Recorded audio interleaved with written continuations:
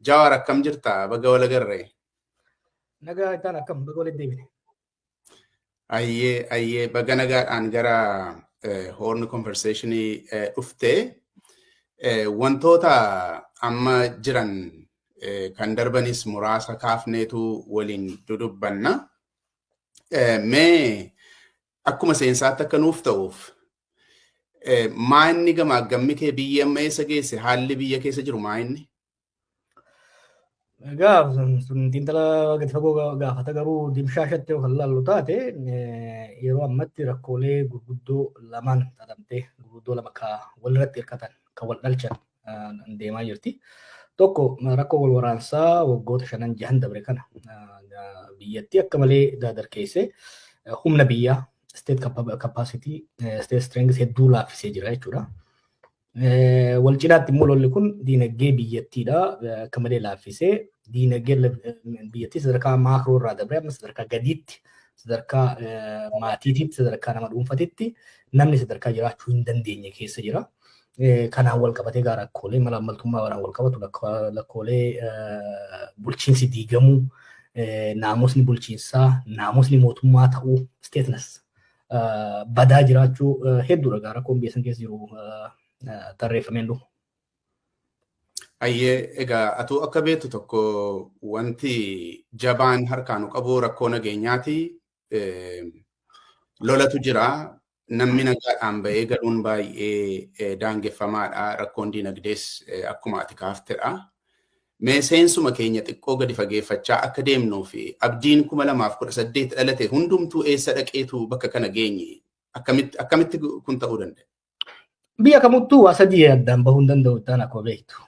Siyaasa, nageenyaa fi diinagdeen cyclical wal qabatanii deemu malee adda addaan deemuu hin danda'an. Siyaasni biyya tokkoo gaafa kararraa maqee gaafa babbade security takkaahuu nageenya jeeqaa. Nageenya yoggaa jeeqame immoo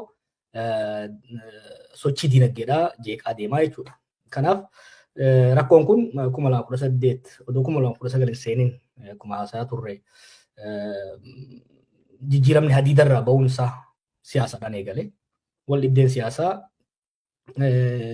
hawwii uummanni gara dimokiraasiitti ce'uudhaaf qabu san butuudhaan gara sirna baay'irratti deemuudhaaf yaaluun garamitti geessee gara waraansaatti seesse. Jalqaba Oromiyaarraa eegalee Gamboota Tigraay dhaqee ammoo Amaara waliin dhayaa jira.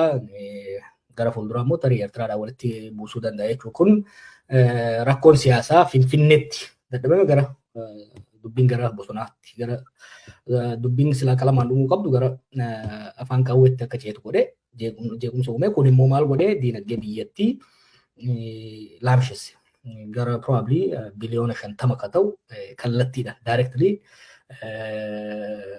kan barbadaa'e lolli kan barbadeessee fi maallaqni meeshaa waraanaa bituuf ittiin baafnee fi investimentii dhabnee fi daldala biyya keessaa badee walitti qabatee gara biliyoona 50 ol ta'utu barbadaa'e jechuudha lola kana keessatti. So diinagdeen barbadaa'uun immoo dandeettii biyyi sirni mootummaadha. Nageenya deebisee to'achuudhaa qabu, humni deebisee to'achuudhaa qabu harka laaffisee diinagdeen ammas nageenya miidhaa, siyaasas miidhaa deemaa jira. Kanaaf amma haalli jiru haala xaafii fi cirracha walitti makame ta'ee jira jechuudha isanitti. Baay'ee gaariidha Jaaru. Waa'ee diinagdee kana waan jabeessiteef mee isuma xiqqoosee gadi qabnee haasofnuuti. Rakkoon diinagdee amma jiru baay'ee bal'atee lafa qabatee jira. Atuu akka kaaftee baay'ee sadarkaa ulfaataarra ga'eetu jira. Diinagdeen lafaa ka'ee akkas hin ta'u sababoota ati kaaftee itti dabalatee wanta bu'uuraatu jiraachuudhaaf mala. Akka ati ilaaltutti kuni waan imaammata hojii koo jedhamee fakkeenyaaf uummata beelessanii rakkisanii bituudhaaf waan taasifamu moo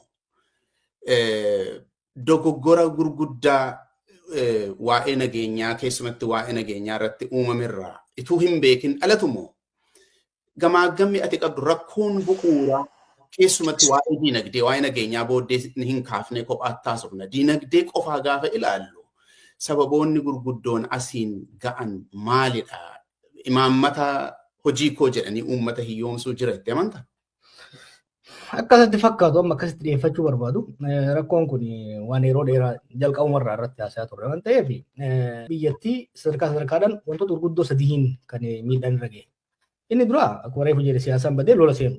Lolli qabeenya qabnu hin barbadeesse carraa silaa qabeenya haaraa uummachuudhaaf qabnu ni miidhe. Kanaaf maddi kasaaraa diinagdee inni guddaan lola jechuudha.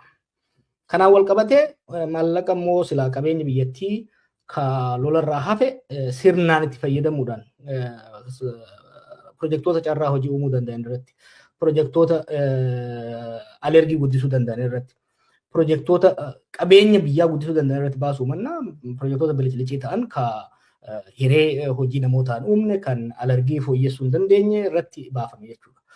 Kan sadaffaa kan amma waggaa dabre kana keessa dhufe eega diinagdeen rakkoo waraanaatii fi akkasumas qisaasamaatiin akka malee unkutaa'ee booda achi keessa ba'uudhaaf waliigalteen warra IMF wajjin mallatteessan cittoo irratti fantoo ta'e jechuudha. Maaliifi waliigalteen kun gara fuulduraa ekonomistoota affeertanii sirriitti uummanni keenya hubachuu qaba. Waliigaltee biyyoota baay'ee kasaarseedha jechuudha. Waliigaltee diinagdee biyyaa saamee baasu, waliigaltee hiyyeessa daran hiyyoomsu, waliigaltee mootummaan biyyoolessaa tokko to'annoo diinagdee irraa qabu, walabummaa takka sovereignty ikonomii irraa qabu harkaa fuudhee warra alaatii kennu harka waan galcheef diinagdeen wantoota sadiin kanaan akka malee hammaatee deemaa jira. Kuni wallaalaaf of tuulummaarra ignorance fi arrogance irraa dhufe. Jalqabumarraa siyaasa sirreessan malee diinagdeen miidhama. Siyaasa sirreessan malee nageenyi ni miidhama. Nageenyi miidhamnaan diinagdeen ni miidhama gaafa jedhamu san hundaa ol beeyinaa, humna qabnaa, hunda cafaqneet, hunda likkii galchineet mootummaa abbaa irree nam-tokkee jaarra yaanni jiru sunu wallaala. Wallaala jechuudha. Wallaala hoggansi hin jiru. Sirna abbaa irree tokko ijaaruudhaaf ulaagaalee barbaachisantu jira.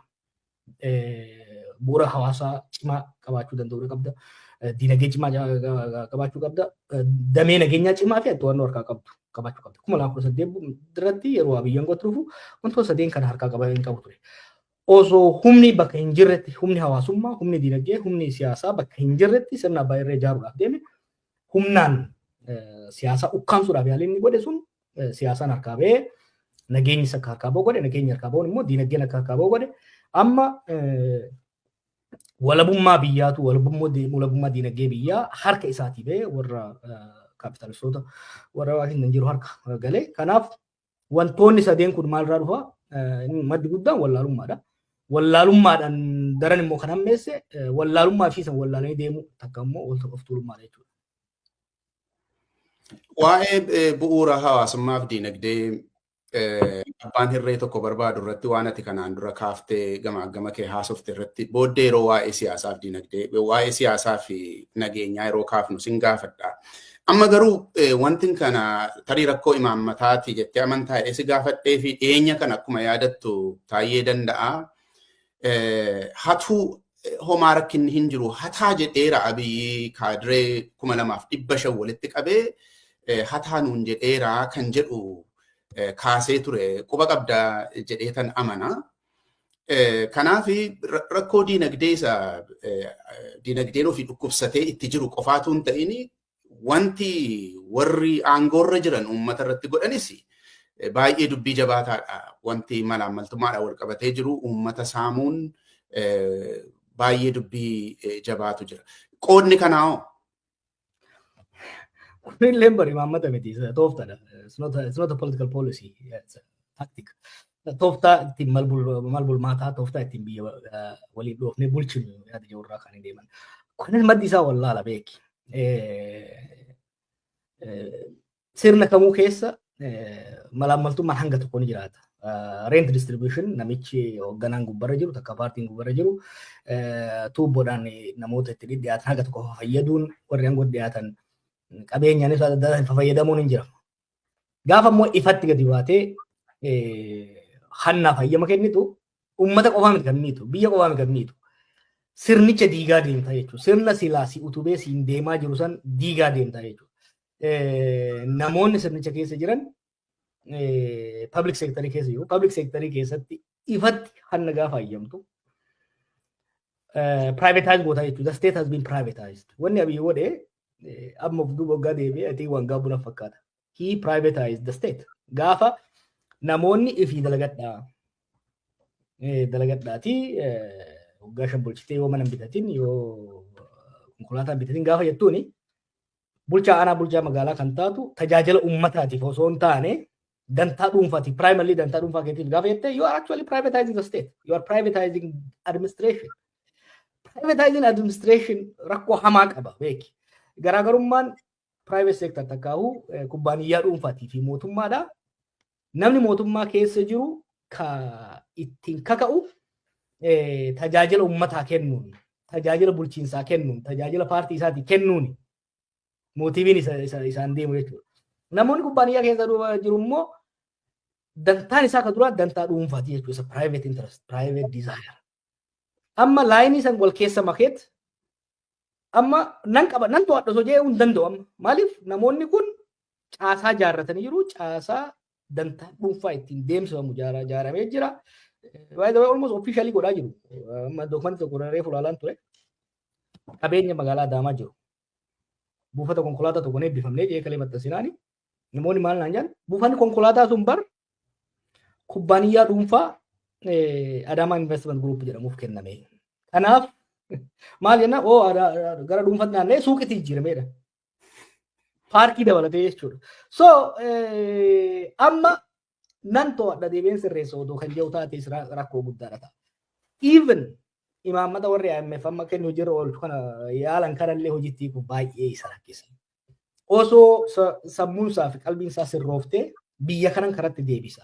Sirna kanan sirreessa kan jiru taateewu caasan isa biraa kaasee hamma gadiitti jiru dantaa paartiif dantaa mootummaa osoo hin taane dantaa matayyaa gaggeessaa waan jiruuf deebiin sirreessuun baay'ee ulfaata. Hayyee waa'ee kanaagaa waan fakkeenya baay'eetu jira tuukaafdee waan dhumuyyuu miti. Kanaaf aniyyuu tarii imaammatuma hin barreeffamnedhaa jettee amantaa kanaafan siin jedhe tooftaa bulchiinsaati waan jetteef amma sanumaan bira dabarra. Dubbii lafaatti deemname waa'ee lafaa ilaalchisee dhiyeenya kana seera tumanii jiru.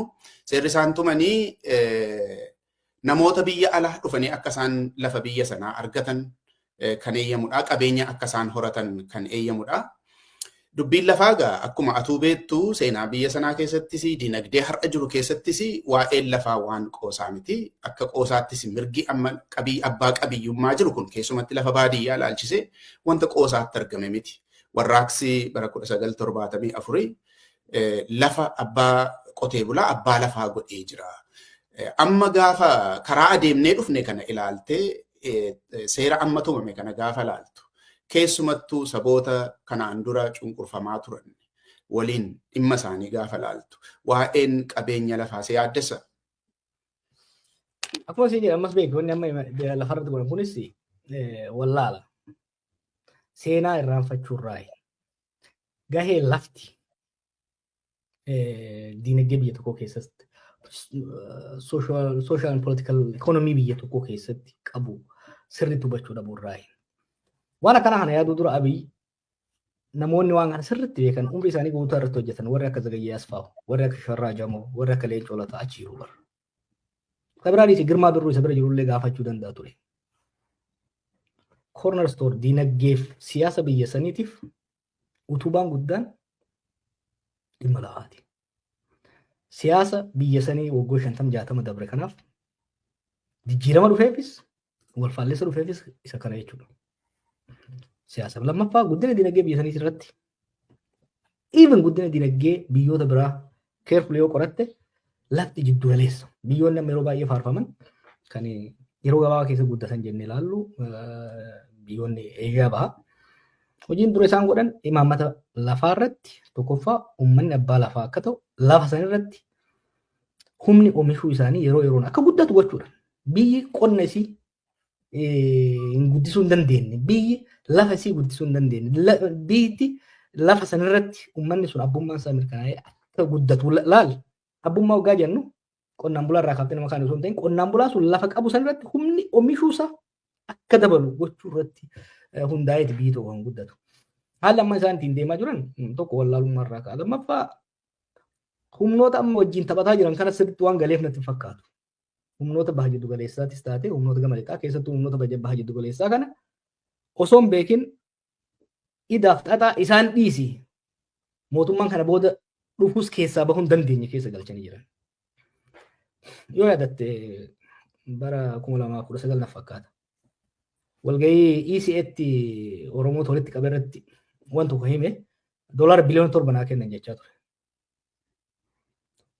Waan san nuti yeroo himu gaafanne maaliif sii kennan $7 biliyoona? Yaada madammar waan jaalataniif no. Maali dantaan primary interest warri lixaa Itoophiyaa irraa qabu maali? Dantaan warri bahaa Chaayinaan Itoophiyaa irraa qabdu maali? Dantaan warri baha jiddu galeessaa Itoophiyaa irraa qabu maali? Achirraa kaata waggaa ta'e. Biyyattii lola keessa seensee lola sanitti aangoo isaa baraarsuudhaaf jecha idaa hama waliigaltee hamaa keessa seenee jira. Waliigaltee hamaa kanaan idaa sana ofirraa kafaluu waan hin dandeenyeef he is actually mortgaging the country. Biyyattii wanti biyyattiin sun qabdu maali inni? Yoo dhugaa fuulduraa dubbanne biyyi sun industirii nama waan guddatte hin qabdu. Maallaqni kaashiis hin qabdus kan jirus maallaqaan dhumeera. Albuunnis guddaa miti akka isaan jedhan kana miti. Karaa hagammaa bayaa jiru jechuudha. Qabeenyi biyya sanii waan lafarra jiruu fi waan lafa keessa jirudha. Biyya isii bishaansii fi waan biyyeef bishaan kana jala jiru jechuudha. Wanni amma godhamaa jiru fafakkeessanii lafa magaalaa piraayivetaayis goona jechuudhaan gara idaa seenan san lafa fi biyya dabarsanii kennaati kan jiraa jiranii gara fuulduraa ammatti waa hedduu jechuun barbaannu gara fuulduraa ragaan hedduu waan ba'uuf an akka ilaalaa jirutti wantoota hojjetaman kan hoggaa laaltu fakkeenyaaf naannoo Bishooftuutti eerpoortii guddaa tokko ijaaraa jiran. Qabeenyummaan eerpoortii sanii kan eenyuti? Akka dur kan Itoophiyaa Eerlaayinsiiti. Bosona Baalee. Bosona Baalee nama uummata irraa kaasaa jiran akkuma beektu. Diteelii hedduu keessa hin danda'ama. Wallaalummaa fi dhuftuulummaadhaan dongoroota hamaa biyyattii san uummata keenyas idaa hamaa keessa galche boondeejii hamaa boondee jedhamu afaan Oromoo waan jedhamu. Xaxama biyyaa fi uummannis qabeenya biyyaa fi humnoota alaa akka taatu godhamaa jira jechuudha. Hayyee Jawaar, egaa rakkoon diinagdee ammaa kun baay'ee bal'aa fi gadi fagaataa ta'uu isaarraan kan ka'e biyyi rakkina hamaatti galtee jirti akka irraa dubbataa jirru kana. Garuu rakkinni akkasii yeroo dheeraadhaaf turuu hin danda'u.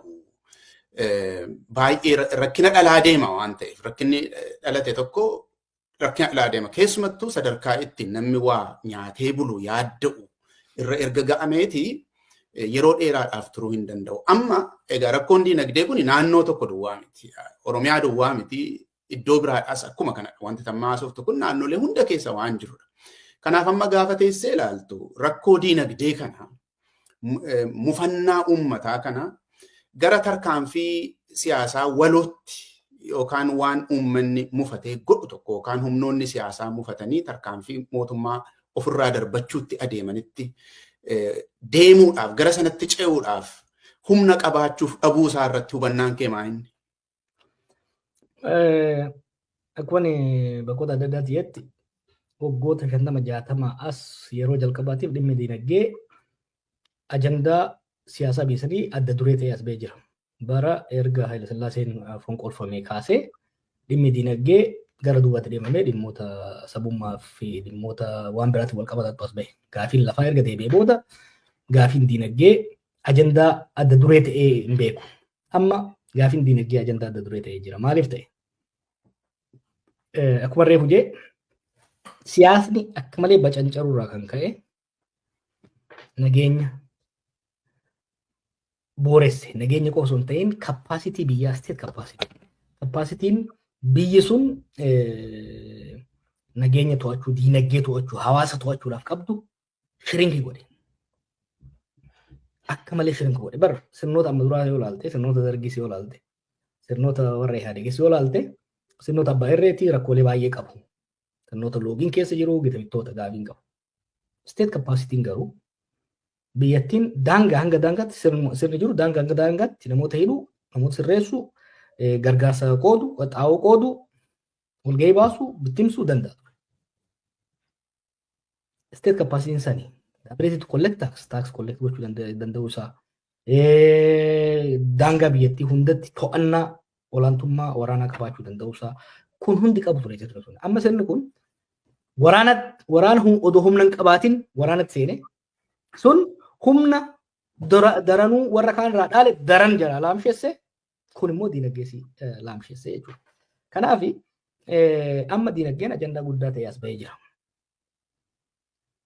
Kan ajandaa kanatti fufsiisuu danda'u immoo wallaalummaaf of tuulammaa biyyi fi ijoollee naannoo isaa jirtu.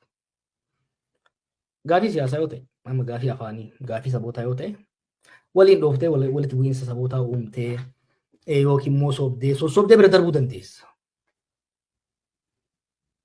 Gaafii diinagdee keessattuu gaafii diinagdee maxayyaa household consumption sadarkaa namoonni sadarkaa maatiitti daara bahuu yoo dadhaban taate, kiraa kafaluu yoo danda'an taate, basic needs warra waan jennuun kana wantoota akka bishaanii, wantoota akka nyaataa, wantoota akka manaa fi uffataa kana kafaluu hin dandeenye. Maaliif diinagdeen akka malee waan laamsheef, dandeettiin birrii kafaluuf qabus akka malee waan laamsheef, mindaan immoo sanii walqixa guddataa waan hin jirreef, maatiin baadiyyaatti kaabaa kibbatti saba odoo addaan hin baasin, baddaalaa odoo gad hin baasin, magaalaa baadiyyaa osoo addaan hin baasin rakkoo hamaa keessa jira. Ittaan akkuma beektu maybe ati gara baddaatti dhufte naannoon dhufe sanamma naannoon irraa dhufe yeroo baay'ee hongeen ni dhufa. Namni gargaaramaa ni beelaa gara baddaatti baqataa gara gammoojjiitti baqataa ni jiraata.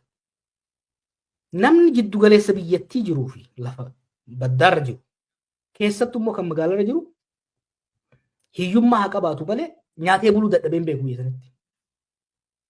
Seenaa keessatti yeroo jalqabaatiif tokko uummanni magaalaatii fi lafa baddaarra jiru nyaatee buluu dadhabaa jira. Lammaffaa middle class kan jennuun xiqqoo keessattuu warri amma mindaan jiraatu kun dur hin beektaa baadiyyaadhaa dha'inee magaalaa xiqqoo keessatti barsiisaa bira, haakima tokko bira, hojjetaa qonnaa tokko bira qubannee jiraanna. Maatiiyyuu irraa gargaaramaa jechuudha. Huccuu wayyaa kan uffatu, nyaata wayyaa kan jiraatu Itoophiyaan middle class kan jennuun warra xiqqoo mindaa qaqqabuu fi daldalaa kana, daldalaa xiqqaa kana. Amma barsiisaan haakimni hojjetaan mootummaa walii galatti sadarkaa nyaata dhabuu keessa jira jechuudha.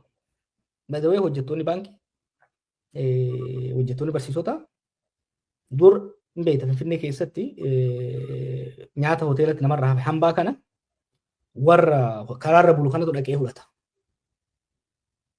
Dubbachuun nama kaanis irra lammiin biyya sanii hospitaala keessa hojjetu, baankii keessa hojjetu, mana barnootaa keessa hojjetu. Dur middle class akka isaa ta'uu nuti dharraanu sun hawwinu sun hambaa hoteelota irraa bitateet qabatee galaa jechuudha. Sadarkaa kanatti jireenya hammaati. Uummata kana walitti qabanii obsi jechuun sila hin danda'amaa bara. Rakkoo qabna furuudhaaf tattaafataa jirra. Obsi jechuun hin danda'amu. Isaan maal jedhaniin? Lakki rakkoon qabdu. Biyyi kun akka ajaa'ibaatti guddataa jira. Hin agartuu koriidarii akkatti ifi akkatti magaalaa bareechine, akkatti daandii bareechine. Nama garaa keessa nyaata hin qabne. Mee daa'imman ijoollee qabda. Ijoollee ta'e odoo osii waan nyaatiin fuula isii dhadhaa dibdee hin agartuu babbareeddee jirta daawwitii keessatti filaal yoo jetteen garaan hin dhiisu. Kanaaf gochuma isaaniitiin gocha wallaalummaa fi of tuulummaatiin kan ka'e diinagdee kuffisanii diinagdee kana immoo deebisanii suphuudhaaf uummanni immoo yeroo akka isaaniif hin kennineef uummata kana sossobachuu uummata kana akka isaan hubatu akka isaanii nahu gochuurra barsiisaa haakima hojjetaa ogeessa garaagaraa walitti qabanii arrabsaa itti duulaa turanii jechuudha.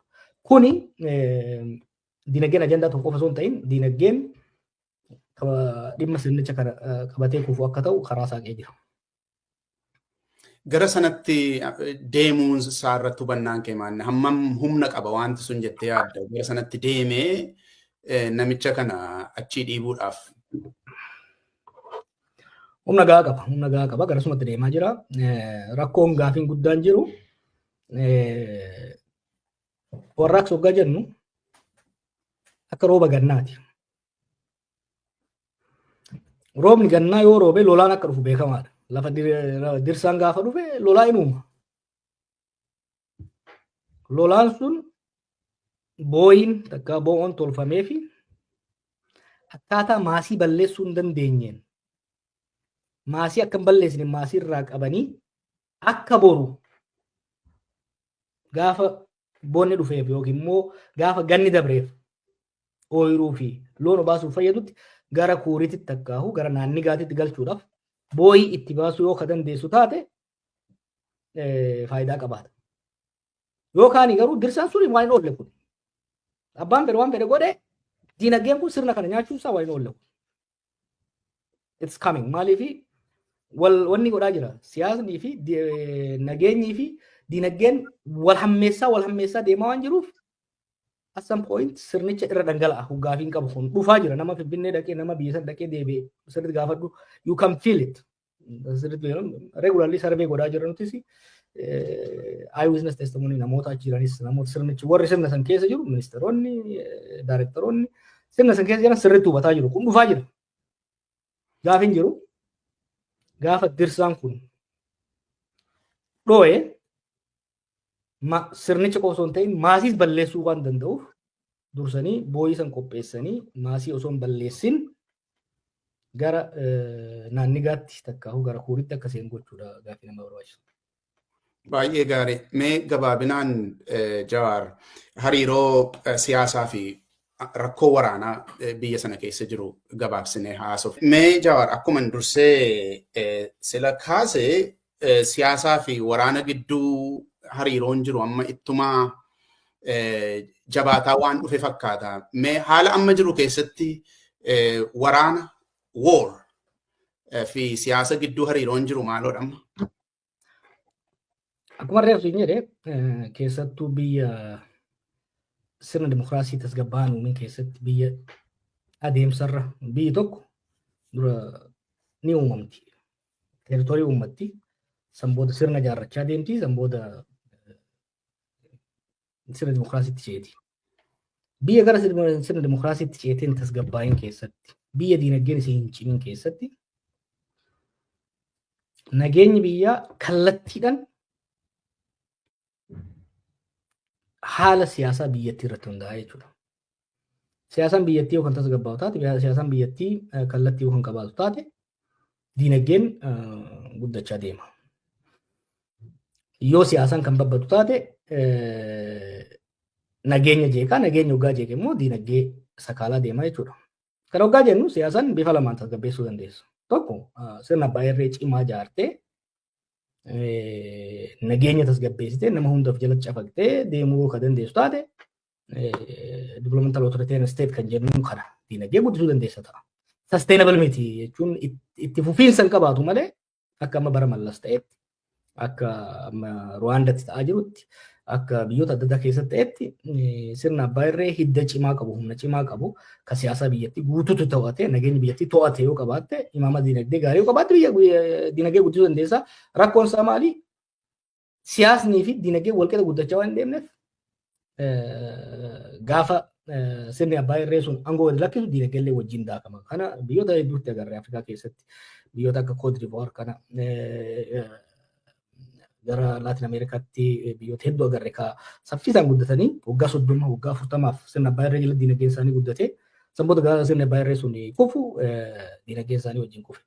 Karaan lammataa sirna dimokiraasii uumtee eliitii biyyattii qaroowwan biyyattii qaamolee hawaasa biyyattii garaagaraa jidduutti wal hubannaa uumtee sirna dimokiraasii jaartee diinagdeen biyyattii fi aangoon biyyattii akkaataa itti walii hiramu irratti walii galtee uumtee yoo adeemtu taate sun immoo irra wayyaadhaa guddina diinagdee yeroo dheeraa fiduu dandeessa jechuudha.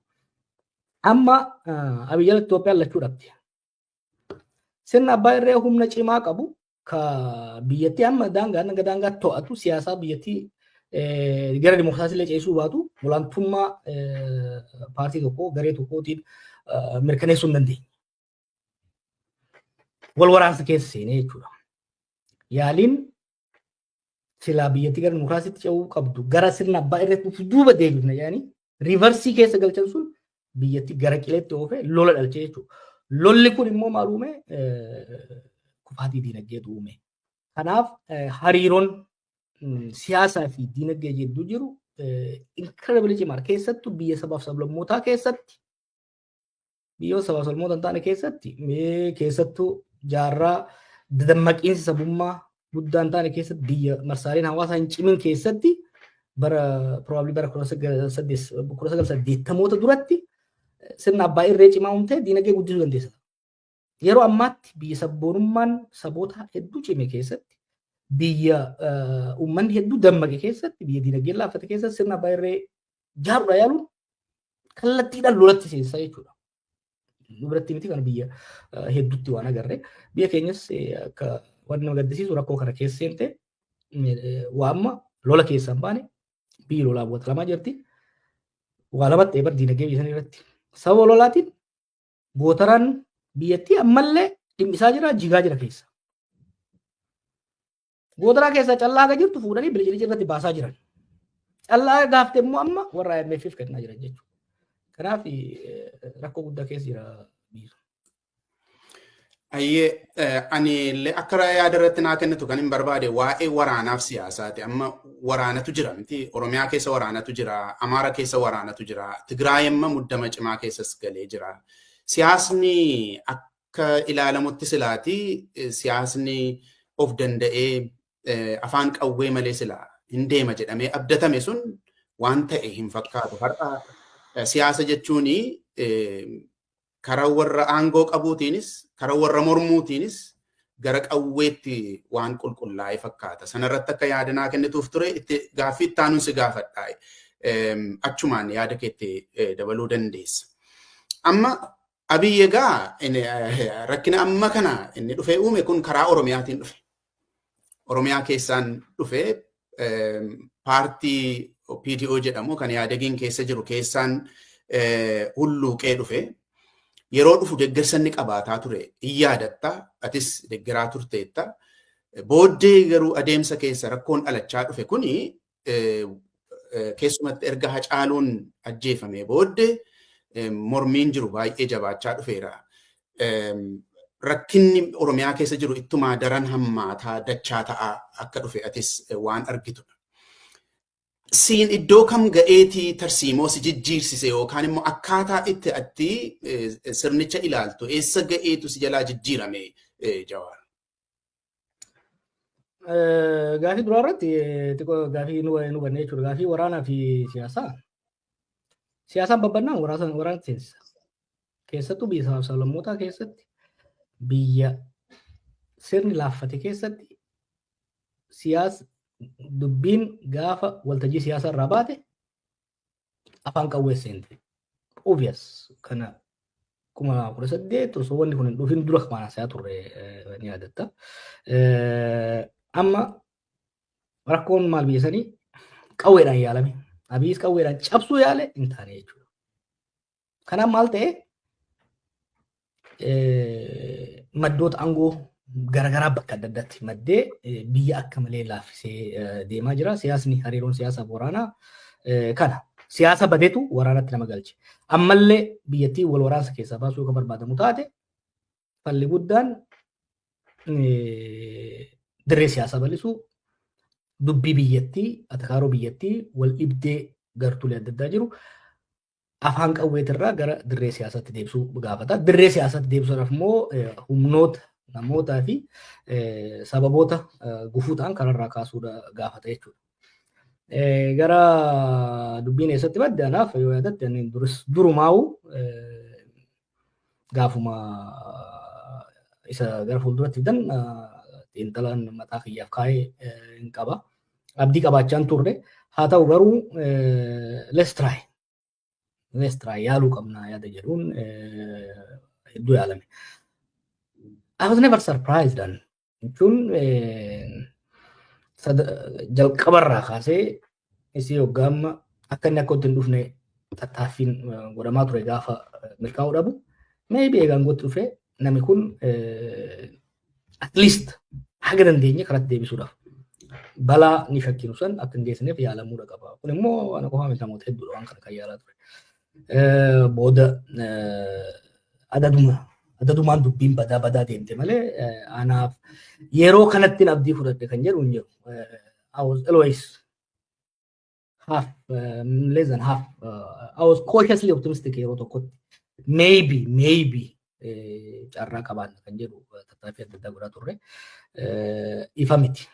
Dhuma kanarratti garuu fakkeenyaaf erga dhaabee tarii lolli kun waa barsiisee ta'a.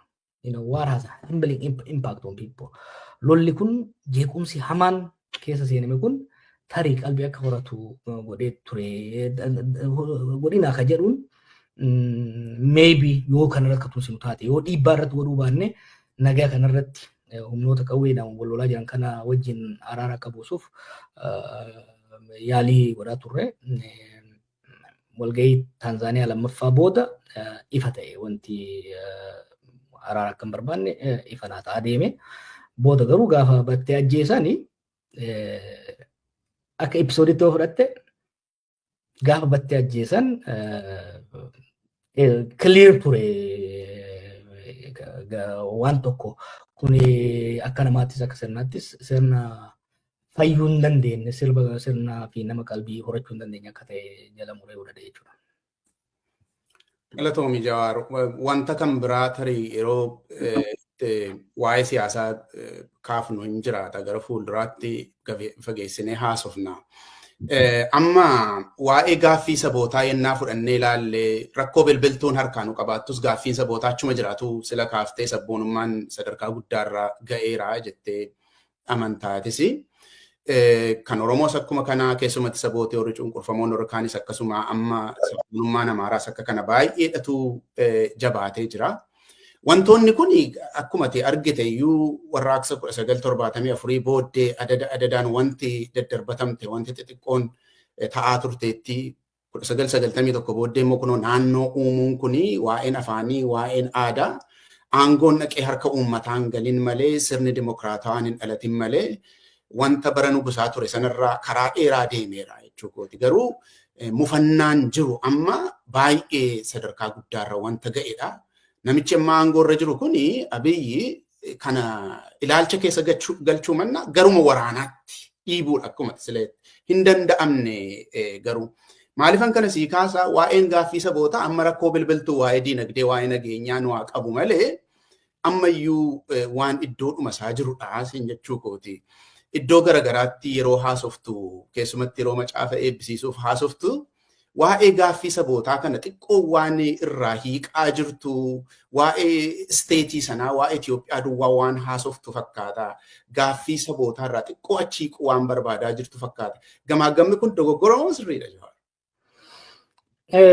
Look, gaaffiin sabootaa eenyu gaafatta? Gaaffiin sabaa isteetii gaafatta bar biyya gaafatta mi? Gaaffii sabootaa hoggaa jennu is negative and positive rights.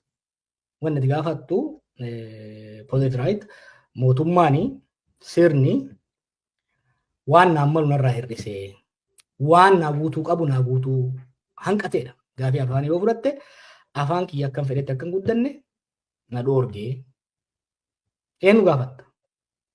Isteetii gaafatta. Gaaffiin sabootaa isteetiidha gaafatama.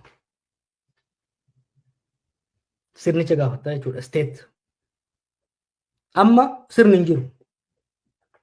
The state has practically akka malee laaffattee jirti. Isteetiin yeroo ammaatti sirni xaa'oo raabsuu dadhabe. Sirni gargaarsa raabsuu dadhabe. Sanuu haga jirtu immoo humna waraanaa qofaan raabsu caasaan bulchiinsaa jalaa diigame. Plus ammoo nama isteetiin maal akka ta'e sirna mootummaa jechuun maal akka ta'e addaan hin baay'ine. Abiy bar biyya waggaa jedhamu suuqii badaratee Gaafa ijoollee shigiree ilmee waan jedhamu tokko gurgurra turre shigiree fi ilmee bitattee harka qabattee gabaa keessa fiidee narraa bitaa jetta. Fundamentally the difference between state and private property addaan baasee ilaalu kan jechuudha. Bakka hooggansi akkanaa jirutti bakka humni sirnaa diigamee jirutti laaffatee jirutti gaafii gaafachuun it's senseless. Maaliif sirna gaafii sirni durii bare sirni dargis haa ta'u sirni wayyaanee deebisuudhaaf dandeettii ni qaba. Fedhii dhabe malee akkasii fedhii dhabe bara. Kammaa bara dandeettis fedhiis hin qabu. Nan deebisa osoo jees deebisuu hin danda'u. Maaliif kappaasitiin deebisuudhaan jiru. Kappaasitiidhaan gaafii deebisuu hin jiru. Maaliif kappaasitiin ilaalchaa kan sammuutis hin jiru, kan caasaa fi kan tarsiimootis hin jiru jechuudha. Haala kana keessatti dursi kan kennamuu qabu dura biyya akka biyyaatti dandeettii gaafiilee kana deebisuudhaan deeffattee akka horattu. Har'a gaafiin guddaan uummanni sun qabu waa lama. Uummanni biyyanii tokko gaafii nageenyaati bahee galuu hin dandeenye.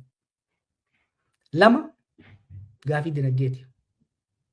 Ilmi namaa bilisummaa ni barbaada, dimokiraasii ni barbaada, gaafiilee adda addaa akka deebi'aniif ni barbaada. San garuu ka barbaadu dura nagaa yoo qabaateedha. Lammaffaa yoo nyaatee buleedha.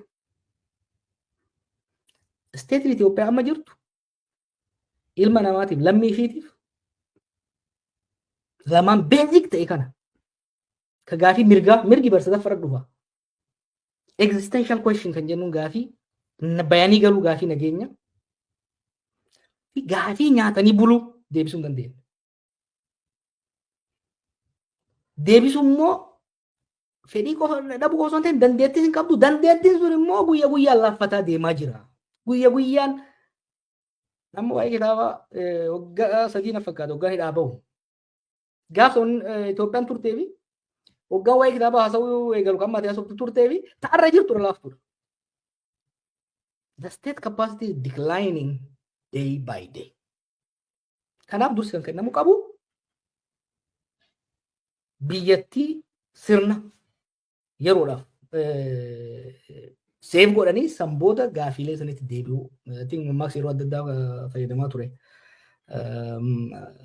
Mataa jirutti ruufa maranii bakka mataan babbaqaqee jiru kanatti gaafii ruufaa yeroof hin barbaachisuu miti. Ni barbaachisa yeroof garuu tursiisanii sanatti fuulleffatuu qabanidha.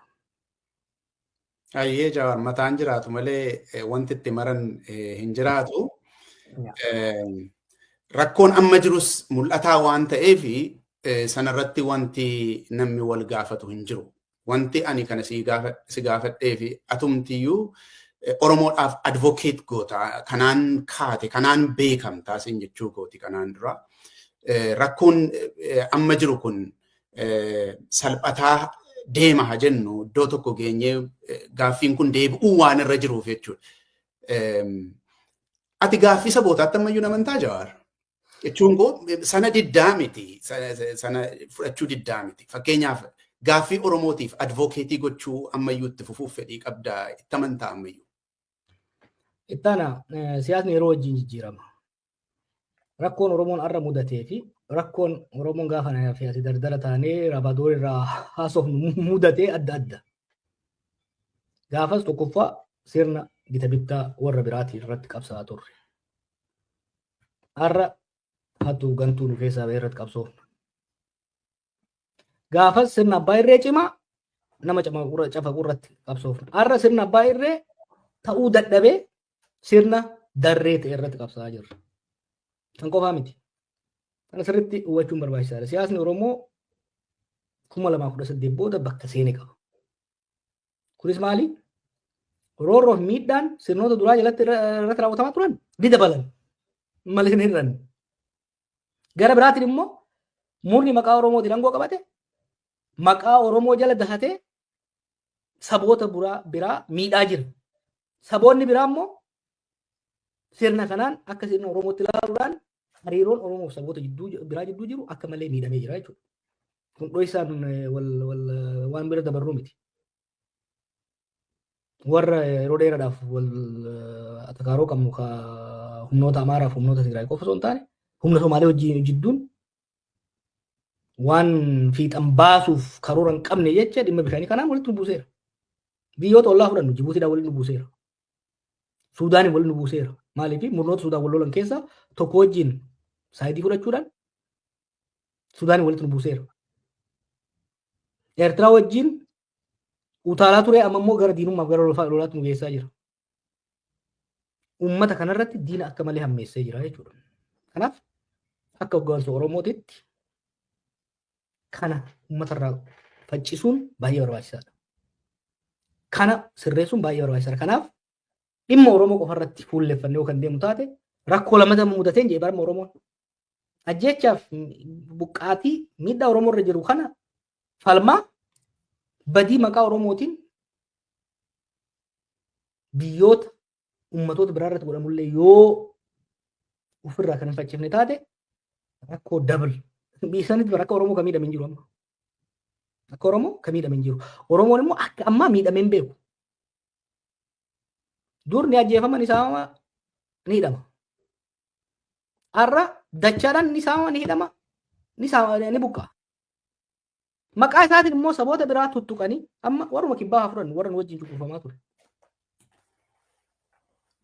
Zooniilee jiran naannolee jiran hunda irratti hattuu walitti qaqqabanii irra kaayanii ummatoonni aanaas godinas jiran uummata kibbaa keessa jiran kun hattuu kana kan irra kaayee mootummaa Oromooti jedhanii ilaalu. Kanaan uummanni abdii guddaan duraa qabu ture. Uummanni gaafa Oromoodhaa dabarte naa dabarti jedhu sun har'a Oromooleen akka abdannee miti inumaa'uu isaanis akkuma warra duriititti hattuu fi waslaattaa filanii nurra kaayanii nu saamsisaa jiranii. Yaada jiru uummanni jechuudha. Kana faccisuudhaaf Oromoofis qabsaa'uun saboota biraafis wajjinis qabsaa'uun essential Oromoodhaaf. Akka maqaama qabsoo Oromootitti ilaalan. Har'a saboota biraatiif dubbachuun saboota biraa wajjin qabsaa'uun qaama qabsoo Oromooti. Maaliif maqaa poolitikaa keessatti maqaan baay'ee barbaachisaadha. Narrative is very important. Har'a Afrikaa keessatti, Biyyoolessaa keessatti, addunyaa keessatti maqaan Oromoo akka malee badee jira. Yaadatti bara nuti qabsoo irra turre wanni jedhamaa ture Oromoon qabsaa'ee waa fiduu dandeenyedha. Hagamtu akka nu madeessaa ture. Oromoo miliyoona 50 ta'ee maal ta'ee tokko hin ta'uu qabsaa'uu hin danda'u qabsoo fi agarsiifne. Har'a immoo maal wanni jedhamu? Oromoon abiyyiin safarame beektaa? Uummanni tokko beektaa hoogganaan safarama. Hooggansi tokko calaqqee uummata saniiti. Darrina laafina abiyyiin har'a ololli Oromoo irratti godhamu maali? Oromoon biyya bulchuu dadhabe. Oromoon uummata wal ficcisiise. Oromoon ifiis wal fixe. Uummata kaaniin wal fixe. Oromoon madda jeequmsaa naannoo sanii ta'e. Let's admit. Itoophiyaan baroota amma duraa irratti anchor state utubaa nageenyaa naannoo sanii jedhamtee ilaalamtu turte. Amma Itoophiyaan jidduusi of keessaa nagaa dhabde, Oromoo keessa nagaa dhabde, saboota jidduu nagaa dhabde, ollaa wajjin nagaa dhabde. Sirna nagaa Oromoo dhabsiise, Itoophiyaa dhabsiise, ollaa san dhabsiise kan mataa eenyu dura ta'a? Abiy immoo akkamiin ilaalama? Akka hoggana Oromootti ilaalama. Koleentu yeroo nuti beelarra turre, laganarra turre dhufee waan morminee turre kontekstii isaa sirriitti hin baafne namni. He said something very important. Oromoon haala gatu malee ummatoonni biroo kan biyya kanas kan ollaas kan addunyaas sirna kana akka sirna Oromootti ilaalu, akka mootummaa Oromootti ilaalu. Badiin mootummaa kana hundi Oromoo irratti maxxanaadha. Kanaaf qabsoo amma goonu keessatti miidhaan Oromoo irra ga'us akka dhaabbatuuf miidhaan maqaa Oromoo doongorri badiin saamichi maqaa Oromoo jala dahatanii saboota biyya keenyaatii fi biyyoota ollaa wajjis godhamus directly Oromoo irratti dhiibbaa waan qabatuuf qabsaa'uu qabna. Wal keessa jiraa jechuudha fi taana.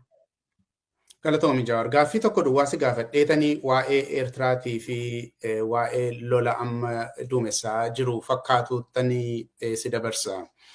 Egaa waa'een Abiyyi isuma ati beektudha. Oromiyaa keessaa dhufuunsaa homaa gaaffii hin qabu. Saboonnis akka tamma jette kanatti ilaalanii ta'uu mala. Garuu nuyi akki nuyi itti ilaallu waan kanarratti qooda waan qabu natti fakkaata Jawaar. Namni akka inni itti ilaalu waan tokko ta'e nuyi akki nuyi itti ilaallu warri keessumatti Oromiyaan akka inni itti wanta kana ilaalu inni miidhame akka inni itti waan kana ilaalu gidduu garagarummaan waan jiru natti fakkaata. Namni inni fagoodhaa ilaalu Oromiyaa keessaa ba'uusaa qofaa beekee akkas nu gootanii jechuun jiraachuu mala. Oromoon immoo waan miidhamaa jiru atuu jette hamma isaa kan miidhame hin jiru, hamma isaa kan luuzii godhe hin jiru. Dura namicha kana fidanii asiin ga'uu irrattis qabsoo godhame irratti kan miidhame Oromoodha. Ammas immoo kan miidhamaa jiru Oromoodha asiin jechuudha. Kanaaf garagarummaa waan sana gidduu jirtu itti gaafatamummaa isaa nuyi fudhachuuf Oromoon idaatirra jira jettee yaaddaa jechuudha. Distinction isaa maayinni namichi Oromiyaa keessaa dhufuunsaa dhugaa ta'eetu jiru. Saboonnis akka kanatti yaaduun isaanii tarii warri biyya alaas akka kanattiin yaaduu danda'u. Garuu nuyi ofii keenya akka nuyi itti yaadnu kan biraa waan ta'eef idaa kana fudhachuudhaa fi dhiisuu gidduu maanni distinction hin jiru Jawaar. Distinction sun hojiidhaan kan ifa ta'u.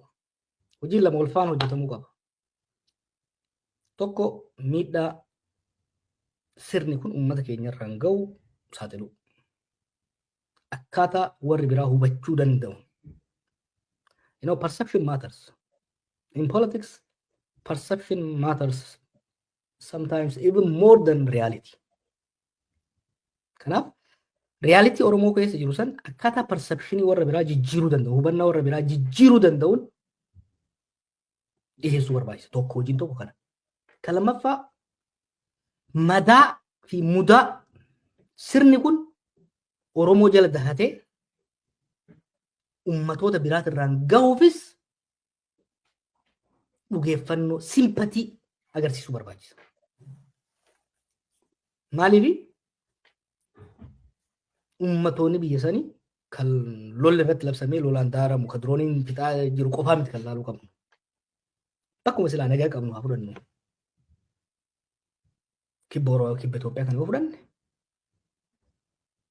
hanni saamichi dhiittaan mirga namaa har'a jiru dur hin turre. Eenyu waan godhu bulchitoota isaaniiti. Bulchitoota kana uummanni akkamitti ilaala? Silaan filanneen wayii filate hin filannee baroota filate situ filatee jettaan. Uummata kana gubbaa Abiyyiin bulchaa hanga bulchaa anaatti isa durra kaa'e uummata kanarra. Distinctionii kana sirriitti clear godhanii agarsiisuu barbaachisa jechuudha. Rakkoo isirra gahaa jirtu ni hubanna. Rakkoon tun nurras gahaa jirti. Namni fi sirni rakkoo kana isinirraan gahaa jiru bakka nun bu'u look isin daranuu miidhamaa jirra. Kanaaf waltaane sirna nuufis ta'u isiniifis ta'u jaaruu qabna kan jedhu irratti irra deddeebiidhaan hojiidhaan agarsiisuu barbaachisa. Rakkoo teenya qofa himannee yoo teenyas waan rakkoo isaanii arginee fi teenyuma qofa irratti fuulleffannetti fudhatu. So maal godhuu qabna? Rakkoo nurra ga'us hima rakkoo isaanirra geetus balaaleffachuunii fi itti gaafatamummaa san immoo akkuma jette abbaa waan san raawwataa jiru irratti gagoota inni godha. Jijjiirama argaa jirra barra. Sirni kun maal barbaada? Sirni kun yoo ilaalte amma beeki uummata Amaaraatti fayyadamaa humnoota siyaasaa Amaaraatti fayyadamaa tureet ammas Oromootti fayyadamuu barbaada.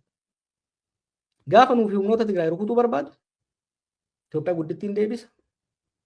Dhiphoota kana nan barbadeessa jedheeni sochoosee ibidda hamaa keessa galche. Dirreetti facaasee lola itti banee jechuu gootarra. Amma immoo nuti dhufeet kun mootummaa Oromooti.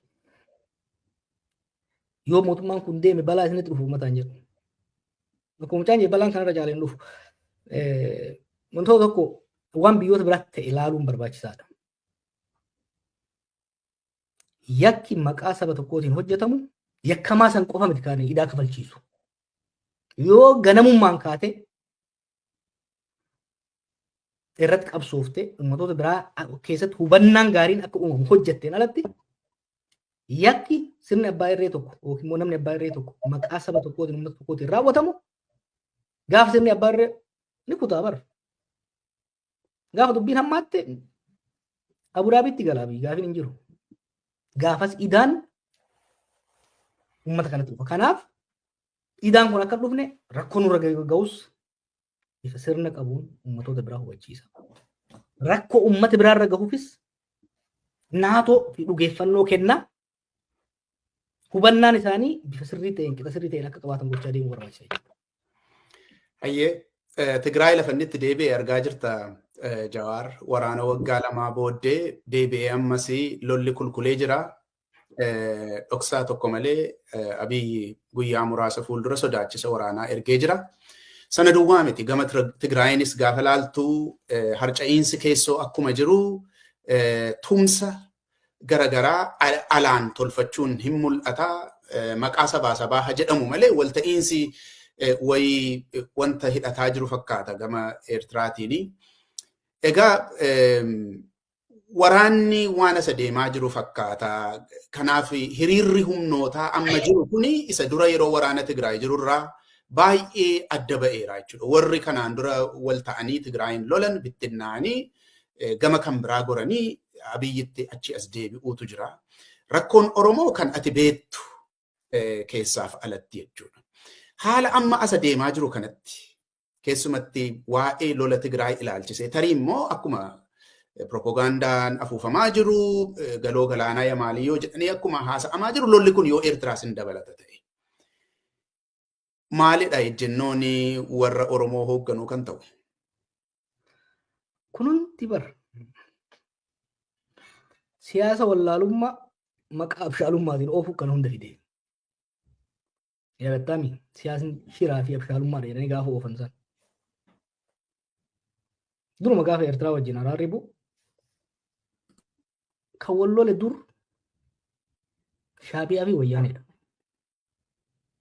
Itoophiyaa fi mootummaan Itoophiyaa fi sirni mootummaa Itoophiyaa fi sirni mootummaa Eertiraa kan wal lole wal dhibdee humnoota siyaasaa ollaa turaniini.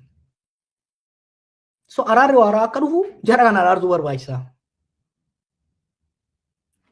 Shoorri mootummaa federaalaa keessattuu kan Oromoon hoogganamu kan ta'uu qabu ture. Humnoota kan walitti araarsuu fi hariiroo isaanii dhibuu ta'uu qaba ture. Garuu siyaasni abashaalummaa dhufteet waliin dhoofnaa jedhan. Waliin dhoofnaa akka feene ittiin taphanna. You know, when you think you are the smartest kid in the corner, there's always trouble. Okay? Akka yaadetti carraa guddaa ture bar nagaa buusuudhaaf humnoota Wayyaaneen aangoo gadhiiftee laaffatteerti. Humni Eertiraas qoqqobbii yeroo dheeraa booda hedduu laaffatee ture. Humnoota kana walitti araarsuun biyyoota lamaan jettuun immoo araara waaraa buusuun ni danda'ama ture. Kun garuu maal gaafataa? Siyaasa bilchina qabu, siyaasa fageessanii yaadu, if bira dabarsanii akka biyyaatti yaadu, biyya akka subbadareetti osoo hin ta'in biyya akka biyya guddaatti, biyya miliyoona 120tti fudhachuu har'a qofa osoo hin ta'in waggaa 20-30 irraa yaaduu gaafata ture. Kana yaaduu dadhabuutu amma uumame. Lolli Tigraay godhame, lolli Tigraay sun hafuu danda'a ture. Godhame. Sammuu Pirootooriyaa waggaa mallatteeffamu 4 ta'anii wal lolanitti 2 ta'anii araaramuu yaalame. Wanti akkasii akkamitti ta'a? Wanni amma hariiroo warra kaabaa maal jedhamu kun bu'aa hojii Abiyyiif garee saniiti. Dhiibanii wal taasisan. Amma namni waan tokko hubachuu danda'uu qaba. Hogganoota biyyoota lamaaniitiif amma is an existential question. Tokko na balleessee yaadaa, kun na balleessee yaadaa akka hin banneef guuza yaammataa deemaa jira. Lolli waan dhufaa jiru fakkaata. Gama lachuurraa wanni agartu lolli dhufaa akka jiru kan agartu. Gama keenya gama Abiyyiin yoo fudhatu taate fakkeenyaaf wantoota amma 7 dabre kana godhame yoo ilaalte 7 dabre kana tokko na haleeluuf deemanii na beekaa jechuun hojii dippiloomaasii dippiloomaatatti himamee jechuudha. Kuni yeroo lolli eegaluu deemu dursitee hojii dippiloomaasii lola gaafa eegaluu deemtu hojii dippiloomaasii kan tolfattudha. Kan biraa Oromiyaa keessatti bulchitoota aanaa kaabinee aanaa guyyaa 40 ammoo maaliif leenjii waraanaa seensanii turan jechuudha. Yaadni isaa maali? Raayyaan ittisa biyyaa Oromiyaa keessaa ni baya. Amaara keessaas humna farra libee lolaa fi milishaa hedduu leenjisan. Kanaaf waraanaaf qophaa'ee akka jiran kan ilaalaa jirru jechuudha.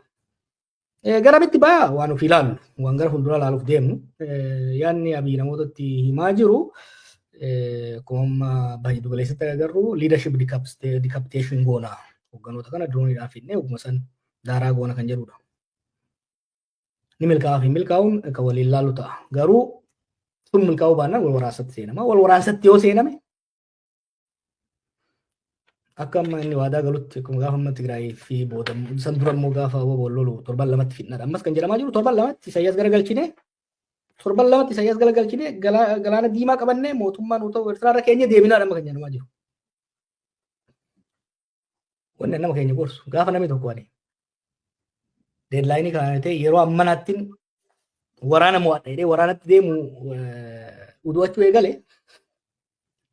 yeroo san irraa fagaachuun barbaachisaadha. Maaliif lola guyyaa eegaltu murteessita malee sanuu yoo carraa qabaatte. Guyyaa fi haala itti xumurtu murteessuun baay'ee ulfaataadha. Lola kanatti yoo deemame humnoota baay'eetu keessatti hirmaata. Fakkeenyaaf Suudaan qaama lola kanaati amma. Maaliif? Warri isaaf jennuun kan gama Burhaan jiru, warri Eertiraa wajjin jiru, humni waraana Tigraay achi keessa jira. Warri RSF jennuun kun immoo asiin Abiyyi wajjin jira, gargaarsa warra Imireetiin, jarri kun immoo Ijiptii fi Saawudii warra biraa qabatanii deemu. So naannoon kuni dirree wal waraansa biyyoota humnoota Itoophiyaa keessaa qofa osoo hin ta'in biyyoota ollaa mara kan hirmaachisu. Akkasumas immoo warri fagoo taa'ee naannoo sanitti olaantummaa horachuudhaaf wal dorgomaa jiru kan Gaazaa irra rafu ta'a. Riili Oromoodhaaf Itoophiyaadhaaf amma kanaa kan barbaachisu. Gaafii galaanaa yoo fudhatte galaanni akkasumas ni barbaachisa. Garuu waan barbaadde hunda gaafuma barbaadde miti fudhachuudhaa deemtu. Haala qabataa humna keetii, haala qabatamaa addunyaa. Humna kee egaa jennu humna waraanaa kee, humna diinagdee kee, humna hawaasummaa kee. Laalteet jabina dippiloomaasii kee. Akka Itoophiyaan ka diinagdee fi waraanaaf kam kan laallee jirra. Diplomatically is an isolated country. Nama BRICS wajjin waan tokko tokko agarsiisna. BRICS keessaa biyya meeqaan gadi ba'ee gaafa inni Somaliland walii galtee seenu BRICS keessaa biyya meeqatu dhufee Itoophiyaa bira dhaabbate? Zero. Maaliifi dantaa nuuf qofarraa miti kan qaban. Dantaa haala naannoo keenyaatii fi addunyaarraas qabu jechuudha. Kanaaf haalli amma deemu kun hedduu yaaddessaadha. Yoo Rabbi uummata keenya biyya san kan baasu taate malee carraaqqii nu warri hafnes goonuun yoo waa madaqsuu kan dandeenyu ofirraa maysuu kan dandeenyu taate malee balaa hamaatu deemaa jira. Ayyee kanuma irratti dabaltee akkati yaada kee kennattu kan hin barbaadu Jawaar waa'ee Oromoo kaafneerraa. Lolli yoo ka'uu baateyyuu wanti Oromiyaa keessa jiru isa Abiyyi irratti hojjete wanta baay'ee kaafnee haasa'uu dandeenya. Garuu wanti suni dhiibbaa baay'ee waan uumedha. Atiyyuu hin beekta keessa Oromootti waan dhalate. Abiyyi yeroo dhufurraa eegalee itti hixxees waan argite hin qabaatta jedheetan amanaa. Fakkeenyaaf namoonni dhiyeenya kana dubbatan akkamittiin akka Oromoo Abiyyi adda qooduudhaaf hojii koo jedhee dubbatu akka inni tokko tokkotti hamatu namni Aliin illee dubbatee jira gidduu kana. Mee kana ilaalcha keessa galchadhuuti. Pirojektii godhatee Abiyyi Oromoo naannoodhaan tokko walitti buusu yaadatta al tokko galma tokko keessatti walitti qabee waan inni jedhu nu dhufaa jiru naannoodhaaf amantiidhaan nu qooduu fi kan jettu. Garuu qabatamaatti waggoota 7 darbe keessa kan Oromoo adda qoode tokko naannoodhaan ijoollee ijaaree aangootti kennu, tokko horii kennu, warra kaanitti kaasuu tokko tokkotti hamachuu maqaadhuma afaan Oromooillee ciigga'uudhaan afaan Oromoo keessatti kan hin beekamne afaan Gujii afaan Baalee jechuudhaan dirree irratti dubbachuudhaan waan keessa Oromoo jiru baay'ee namichi kun miidheeraasin jechuu kooti. Kanaaf harca'iinsa keessa Oromoo jiru waan inni hojjetee fi toora siyaasaa jiru immoo ilaalcha keessa galfadhuuti hiriirfamni siyaasaa keessa Oromoo jiru akkamiin walitti itituu danda'a? Miidhama hamma kana booddee maa inni ilaalchi kee Jawaar? Jecha faranjii tokko jira beekta. Namoota muraasa takka gartuulee muraasa yeroo hamma tokkoof sobuu dogongorsuu dandeessa. Yeroo mara nama maraaf gartuu mara sobuuf dogongorsuu dandeessu. Tooftaaleen nama waliin dha'uu gartuulee waliin dha'uu kun jalqabarra eenyummaan kee hojiin kee gaafa hin beekamin hojjechuu danda'a. Eega namuu sobamee dogongorsiifamee gubatee miidhamee booda hin hojjetu namni dammaqee jira jechuudha. Oromiyaa keessa amma kun hubannaa gahaa jira. Adeemsi akkasitti nama waliin hojjetee ture bara 2018 2019 haga 21tti hojjetee ture amma hin jiru. Maaliif namni hubatee jira.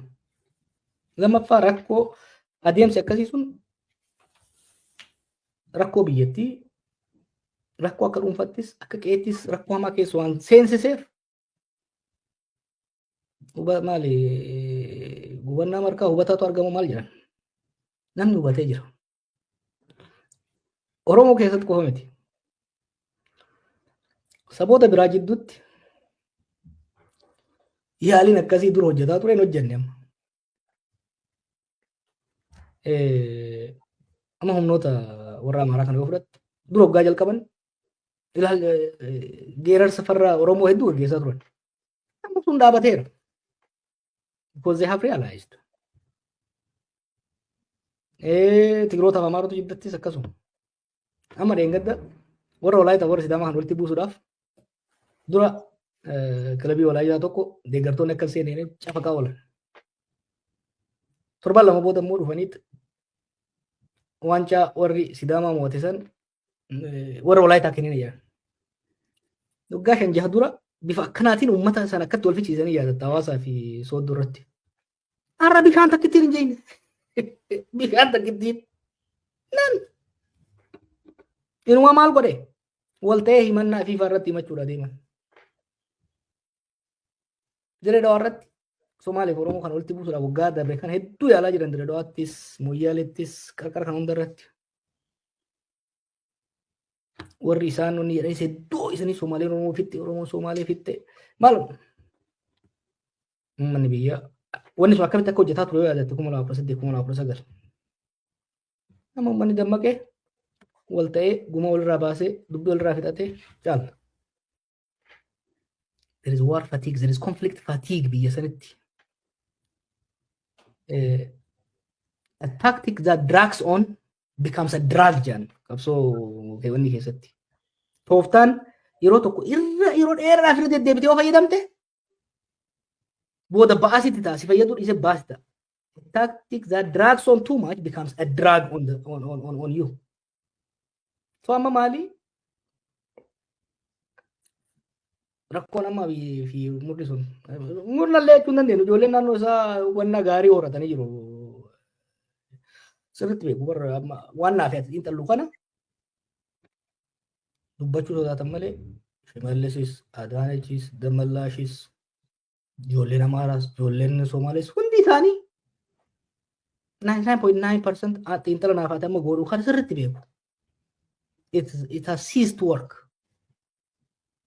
Agenda sabummaa, agenda gosummaa, agenda amantii dura gaafite namni fileeraaf godheet wacaanii iyyaa wal lolaa wal ajjeesaa amma faarsee bulaa kana maallaqa itti kennanii maal godhanii agendaa akka godhatu ooyisaa ooluna marsaa hawaasaa kanarra lafarratti homaa waan dhaabjattu jirtu. Because akkuma reefsi hin jee namoota gariif gartuulee garii yeroo amma tokko sobuu dongorsiiftee walitti buusuu dandeessa. Yeroo dheeraa dandeessa. Oromoo jidduutti mooraa qabsoo Oromootti dhiisii adeemsa tooftaa irratti waan adda addaa yoo ta'e malee wanni jiru. Oromoon bakka lama jira warri ta'an amma. Warra sirna keessa jiru aangoo achi keessa qabuu fi achirraa waa xiqqoo fayyadamaa jiruu fi warra sirnichi miidhaa jiru. Sunuu amma immoo lamaanuu sirnichi balaa itti ta'aa dhufaa jira. Kasilaa miidhamaa jiru duraanuu miidhama jala jira. Ministeerotaaf jeneraaloota sirnicharraa hanga tokko fayyadaman illee yoo taate amma sirnichi it has become more of a liability than an asset. Maaliif jiguuf akka deemu argaa jiru. Social base, political base isaa dhiphachaa akka jiru. Diinagdeen isaa laaffachaa akka jiru. Humni security isaa laaffachaa akka jiru. Humni dippiloomaasii sirnichaa laaffachaa akka jiru sirriitti beeku akka afaan hin jedhan kanaa miti. Amma sodaa keessa galaa jiru. Sodaan isaanii maali? Namichi kun nu qabee jiguu deema. Waan gamaan gamanaan bocannee harkaa qabanne tana fudhatee deemuu deema. Kuffiseet waliin deema. There's a converging point irra gahaa jirra amma. Ati hayyootaa fi qabsaa'ota sirna ala jiran jetta. Warri sirna keessa jirus baafatanii dubbachuudhaaf tarkaanfii fudhachuudhaaf yaadnoo zeeriyyaatti. Mariin naafatamma goonu kun walga'iin godhamnaan yeroo shaayii irratti kanuma mari'atama. Mana taaziyaatti kanuma mari'atama. Charchitti kanuma mari'atama. Masgiida kanuma mari'atama qondaalota jidduutti. Gubbaa hamma gadiitti. Tarii namoota mootummaa deeggaran warra biyya alaatti dhufanii xiqqoon hubanne yoo taate malee consensus has emerged. Haalli kun sustainable miti. Nu caalaa immoo isaantu luus godha beeki. Akka dhuunfatti yoo fudhatte mormituunis ta'e hayyuun ala jiru akkasumas wanni luus godhu jiru. Sirni kuni adeemsi inni ittiin deemaa jiru kun qiletti waan geessu gaaf qiletti seene eenyu caalaa isaantu miidhama. Kanaaf maal haa goonu ka jedhu amma bar waa'ee laafina hammeenya sirna kanaa amma gaafiin yoo ilaalte amma waan amma ta'u jalatti gara keessanis warri amma miidiyaanis yeroo tokko dhufee dhukkee nurraa kaasu warri mootummaa kuni dhuunfaan qaamaan hoggaa agarru yookiin immoo hoggaa wal qunnamnu rakkoo isin jettan bar isin dura beeynaa rakkoo kan amma. We understand. Maal haa goonu kana booda maaltu dhufaa hagayoom eeynaa kan jedhu gaafii jira malee kan biraa irratti Oromoo jidduutti dhiisiitii saboota hayyoota saboota biraa jidduuttis amma tooftaan waliin dhayanii jidduu waa buufachuu sun nama booda hojjetu. Wanti kana sii kaasee fi harca'iinsa amma jiru kana keessatti Oromoodhaafis dantaa isaa eegsifachuun wanta salphaa ta'aa hin jiru siin jechuu kooti. Akkamiin maaltu sitti mul'ata siin? Tokkoffaa toorri siyaasaa jiru tokko duwwaa miti. Oromoo keessaa akkuma tuu beektu. Dantaa Oromoo kabachiisuudhaaf hammam hojjetamuutu raraata. Kunoo amma yeroo wanti abdii qaba jettee hojjetaa turte illee gaaddisa hooggansaa wanti jedhamu tureera. Waanumti akkasii illee amma hin jiru. Akkamiin wanta akkasii hojjechuu danda'a? Oromoodhaaf abdiin gaafuma namichi kun hin deema jedhame illee wanta keessoo kana wanti walitti harkisu, wanti toora tokkotti fidu hojii akkamiitu barbaachisa? Maanni yaada kee Jawaar? Yaaliin kaleessa akka inni hojjechuu baatus waan irraa barannee jira. Fakkeenya gaaddisa fudhadhu. Yaallee adda addaa. Even fakkeenyaa fi marii Taanzaaniyaatti marsaa lamaan godhame araarri yaani sun bu'uura baatus bu'aa irraa argannee jira jechuudha. Waan irraa barannee jira, bu'aa siyaasaa irraa argamee illee jira. Gaaddisa irraas waan barannee qabna jechuudha. Akkaataan kaleessatti hin deemne yaadni isaa gaarii ta'us akkaataan hin deemne nama gaangee taatee wajjin hanna barbaadu turte yeroo sun. wantoota tokko akkaataan itti hojjechaa turre tactical mistake ture. Kanaaf san sirreessinee hojjetaa jirra jechuudha. Wanni ani siifis uummataafis mirkaneessuu barbaadu tokko sadarkaa xiinxalaa irratti yeroo hedduu wanni an jedhu siyaasa hawaasa tokkootiif dura mataa walitti fiduudha. Jijjiirama jira waggoota baatii 5-6 dabre kan waggaa kana dabre kana keessa faffaciinsi sun hir'ataa yaadni namaa walitti dhufaa deemaa jira. Garaagarummaan taaktik adda addaa jiraatus amma sun dhiphataa deemaa jira. Hojiileen immoo duubaan hojjetamaa jiran wal hubunnaa bira dabarsinee ce'umsi maal fakkaatu qaba kan jedhu wal jidduuttis wanti develop godhaa jiru bilcheessaa godhaa jiru jira. Uummatoota biyyoota keenya keessa wajjinis waliin hojjetaa jiru jira.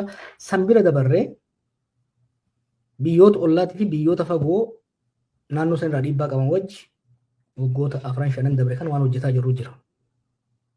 Arrii waan nama barsiiftu qabdi taana beeki. Amma gaafa qeerroo san 95% humna qabnu xiyyeeffannaan qabnu kamitti wayyaanee kuufifne ture miti. Amma humna keenya haga tokkollee taatu hojii dippiloomaasiitiif kennuu dhabuun keenya. Uummattoota ollaatii fi biyyoota ollaa akkasumas biyyoota fagoo wajjin akeeka keenya adeemsa keenya hawwii keenya maal akka ta'e bifa isaanii galuun hubachiisuu irratti hojii gahaan hojjenne barasan. Amma hojjetaa jirra. Hojii san fooyyessaa jirra jechuudha. We are fixing mistakes. We are fixing mistakes. We are correcting some mistakes. Kana itti hojjetaa jirra.